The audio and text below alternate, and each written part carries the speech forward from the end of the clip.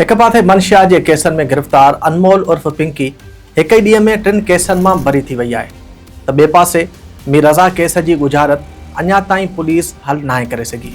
ये बई मामला एक ही सवाल के जन्म ॾियनि था, छा असांजे इंसाफ ऐं जांच वारे निज़ाम में किथे बुनियादी कमज़ोरी मौजूद है।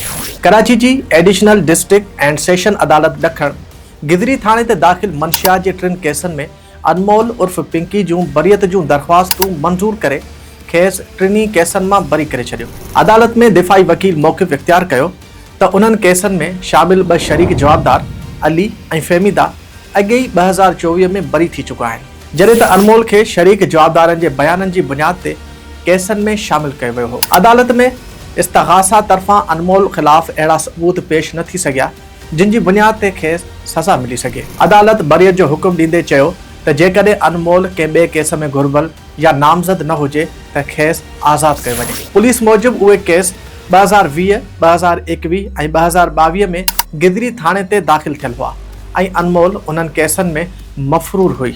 अनमोल पिंकी जी बरियत खां पोइ तजज़िये निगारनि वटि हिकु अहम सवाल वरी साम्हूं आयो आहे।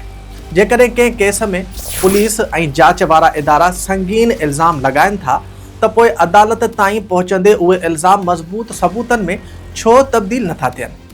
तजज़िये निगारनि जो चवणु आहे त जीअं अयान अलीअ जे केस में हूअ आख़िरकार बची निकिरी वई, तीअं जेकॾहिं जांच ऐं इस्तग़ासा जो केस मज़बूत न हुजे त अनमोल उर्फ पिंकी ख़िलाफ़ भी क़ानूनी तौर कुझु करणु ॾुखियो थी सघे थो। हिते असल सवाल कंहिं हिकु जवाबदार जी बरियत खां वधीक उन निज़ाम जो आहे जेको केस ठाहिण खां वठी अदालत में सबूत पेश करण ताईं केतिरनि ई मरहलनि मां गुज़रे थो। साॻे वक़्तु मीर रज़ा केस भी हिन निज़ाम जे ॿिए पासे खे ज़ाहिर करे थो। केस जी जांच अञा ताईं जारी आहे।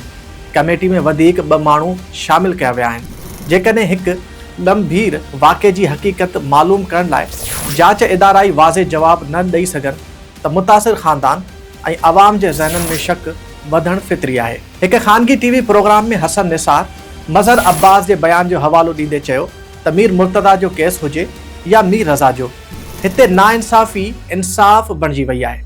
संदसि चवणु हो त जंहिं समाज में इंसाफ़, इल्म ऐं अमन अमान मौजूद न हुजे उते आम माण्हू खां सवाइ हर क़िस्म जे माण्हुनि ऐं हर क़िस्म जे डीलर्स लाइ बरियत जा रस्ता खुली वञनि था। शायदि सभ खां वॾो अलमियो इहो ई आहे त असांजे मुआशिरे में केतिरनि ई वाक़िअनि बाबति सभिनी खे ख़बर हूंदी आहे, पर सरकारी जांच जे मरहले ते ॼण कंहिंखे का ख़बर ई नाहे। सवाल इहो आहे त जेकॾहिं पुलिस जांच में नाकाम थिए, पोस्टमार्टम रिपोर्टूं सवालनि हेठि अचनि ऐं इस्तग़ासा अदालत में मज़बूत सबूत पेश न करे सघे त पोइ इंसाफ़ केरु फ़राहम कंदो। अनमोल पिंकी जी बरियत क़ानूनी अमल जो हिसो आहे ऐं अदालत जो फ़ैसिलो पंहिंजी जाइ ते अहम आहे, पर उन फ़ैसिले खां पोइ जांच ऐं इस्तग़ासा जे मयार बाबति सवाल ज़रूरु उथनि था।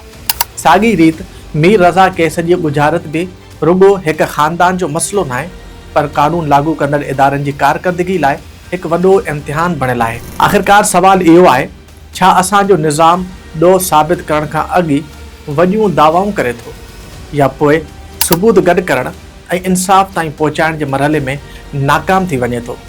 जेकॾहिं इन्हनि सवालनि जा जवाब न ॻोल्हिया विया त हर नए केस सां अवाम जो इंसाफ़ वारे निज़ाम ते एतमाद वधीक कमज़ोर थींदो रहंदो।